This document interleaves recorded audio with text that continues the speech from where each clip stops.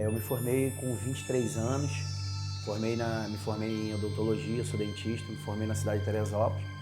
E de lá para cá, agravou mais ainda as minhas saídas, minhas noitadas, porque aí eu comecei a trabalhar e ter uma certa condição para poder gastar isso na noitada. Então eu cheguei, trabalhava, sempre trabalhando durante a semana, e final de semana começava a sair sexta-feira e só parava no domingo, não parava mais de sair. Sempre saindo, sempre noitado, sempre perdendo noite de sono, sempre começava a beber na sexta e parava no sábado, no domingo. Eu trabalhava durante a semana de segunda a sábado, trabalhava de 9 horas até 7 horas da noite, sábado até meio-dia e meia. Sempre trabalhei assim, era um bom dentista, mas aquele dinheiro ele era restrito. Chegava uma hora que eu não conseguia ultrapassar mais, eu tinha um limite e eu não conseguia ir além daquele limite. É um limite acima dos dentistas comuns que são, né? Eu sempre me dediquei, mas só que eu não era não tinha uma vida completa. Eu era um bom profissional, eu era tudo isso, eu trabalhava bem, eu tinha um horário para chegar, eu tinha um horário para sair, só que eu não tinha uma visão a mais disso, eu via minha vida limitada naquilo ali. Formei muito cedo, comecei a trabalhar muito cedo. Me formei, continuava morando com a minha mãe, com a minha irmã, era eu, minha mãe e minha irmã. Morávamos nós três, comecei a trabalhar, entrei para uma clínica na Taquara e ali eu comecei a minha vida profissional. Eu venho de uma família boa, eu venho de uma família estável, de classe média, e nunca me faltou nada, eu nunca tive nada com muita abundância, né? Nada com uma vida abundante, mas eu tinha uma condição boa, minha mãe me deu uma condição boa, meu pai me deu uma condição boa, pagaram os meus estudos, só que eu não tinha essa visão de crescimento, eu não tinha essa visão de prosperidade, então eu ficava restrito só àquilo, era meio mecânico. Eu ia, trabalhava, ganhava meu dinheiro e final de semana eu saía, final de semana eu gastava meu dinheiro, final de semana meu dinheiro era só pra noitada, comprar roupa e botar gasolina no meu carro. Me destaquei, comecei a ganhar dinheiro, consegui pagar minha pós-graduação toda.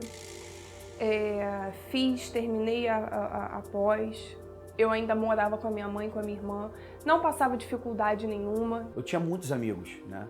Mas aquele momento de tristeza, até numa noitada mesmo, dava 2, 3 horas da manhã, eu tava bebendo cerveja, que eu bebia muito mesmo, eu tava bebendo cerveja, então aquele vazio apertava. O que eu fazia? Eu bebia mais ainda para poder suprir aquele vazio. E até 6, 7 horas da manhã, quando dormia, acordava no outro dia, voltava a mesma coisa. Comecei a ganhar dinheiro, ainda morando com elas, me destaquei como profissional da clínica, mas faltava alguma coisa, né? Faltava... hoje a gente sabe o que é, mas na época a gente não tem a real noção do que seja. Falta alguma coisa. Nunca me faltou nada, mas ainda assim faltava alguma coisa. Eu era muito nervoso, qualquer coisa eu brigava, qualquer coisa eu me estourava, então as minhas noitadas durante a minha vida foram acompanhadas por brigas, polícia, delegacia, sempre problemas acarretando, né, junto com as noitadas. Eu conheci o Romero e de cara eu não gostei dele. De cara eu não gostei porque já tinham me avisado que boa coisa ele não era. Então eu criei uma certa rilia com ele. Eu observava ele como profissional, mas não queria muito assunto, muito papo com ele não. Ele tentava se chegar, mas eu desviava sempre que eu conseguia. Acabou que teve um dia que não teve como fugir. Achei ela bonita, uma gatinha, chegou na clínica. Falei, comecei a dar em cima dela, como eu dei em cima da maioria das dentistas que ali ficavam ali na clínica. Aí comecei. Só que já tinham avisado pra ela que eu já não era fluxo-cheirasse, que eu não era um cara maneiro em relação às mulheres. E ela já teve uma certa reação.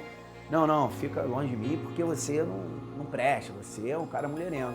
Mas com o decorrer do tempo, eu fui sempre conversando com ela, conversando, e aí a gente começou a namorar. Continuei bebendo, continuei saindo, só que eu saía com ela. só que ainda continuava um vazio. Eu não via o meu futuro. Aí eu comecei a pensar, assim, caraca, eu não tenho futuro. Eu ainda tô com... tá faltando alguma coisa. E a gente, faltando o principal, né? Que era Jesus, que era o Espírito Santo. E aí foi onde eu cheguei na Igreja Universal.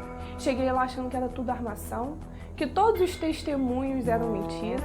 Achei que quando eles pediam dinheiro, que não é dinheiro, óbvio, mas na hora do financeiro, né, eu achava aquilo um absurdo, me negava a participar daquilo e falava que Deus sabia o que tinha dentro de mim. Eu ali me sentia bem. E ali eu não só me sentia bem, mas foi ali que eu falei assim, poxa, eu ouço falar tanto de Deus aqui, ainda que eu achasse que alguns testemunhos eram forjados, eu ouvia falar de Deus de uma forma tão... como se a pessoa conhecesse a Deus tão de perto. Eu falei assim, poxa vida, eu não conhecia. Eu ouvia falar de Deus, mas eu não conhecia Deus. Eu ouvia falar de quão grande e maravilhoso Ele era e por que algumas pessoas conhecem tão bem a Ele e eu não. E aí por isso que eu fui começar a buscar. Eu fui começar a buscar, assim, quero ver se esse Deus quero ver se esse é o Deus mesmo, se esse pessoal, tá? Porque alguns testemunhos são tão fortes que você começa a perceber que aquilo não é mentira, que aquilo não é forjado. E aí eu comecei a querer ter esse Deus pra mim também, a querer conhecer também. Aí nesse marcamos o casamento. E aí eu precisei tomar uma atitude de falar assim, não, bem, eu tenho que ganhar dinheiro. Porque eu continuava sendo dentista, mas eu tinha um salário restrito, né? Como é que eu vou manter a casa com esse salário? Não tem como. Aí eu comecei a ir para a nação.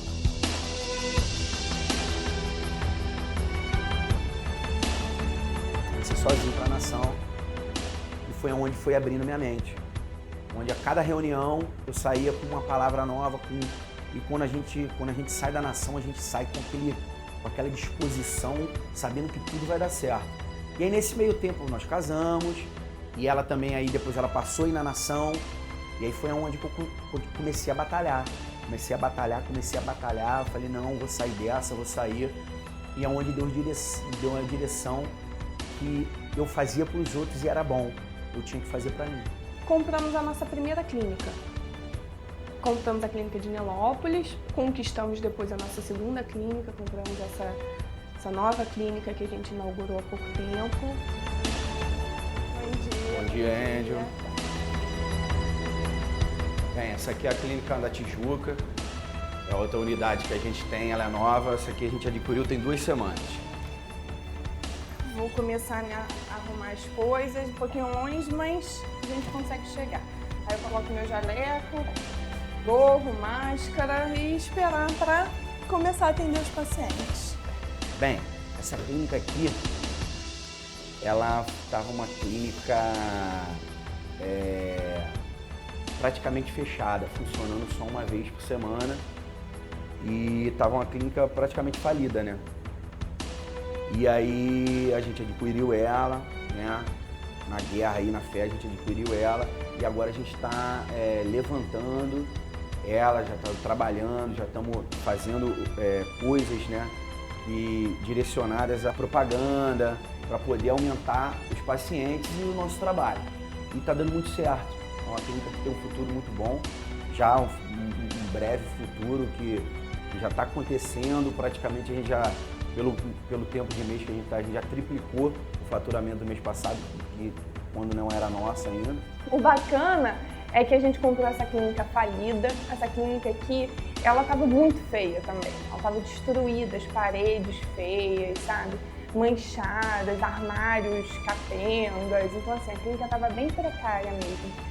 E a clínica, quando eu entrei para conhecer a clínica, eu até comentei, como dentista eu não trabalharia na clínica, muito menos como paciente eu iria me tratar. E aí, compramos a clínica, ele queria dar 3 meses para a gente trabalhar para ver se a gente ia querer mesmo a clínica. E aí a gente não estava entrando para tentar, né? A gente estava entrando com a certeza de que ia dar certo. No primeiro mês, uma clínica de anos de prejuízo, que eles só decidiram vender depois deles terem tomado anos de prejuízo. Depois de anos de prejuízo, como que no primeiro mês que a gente entra, a clínica dobra o faturamento. A clínica é uma clínica muito boa, tem um movimento bem grande por ser no calçadão. Sobe bastante gente por dia, em média a gente tem ali anotado umas 150, 160 pacientes por dia que sobem na clínica.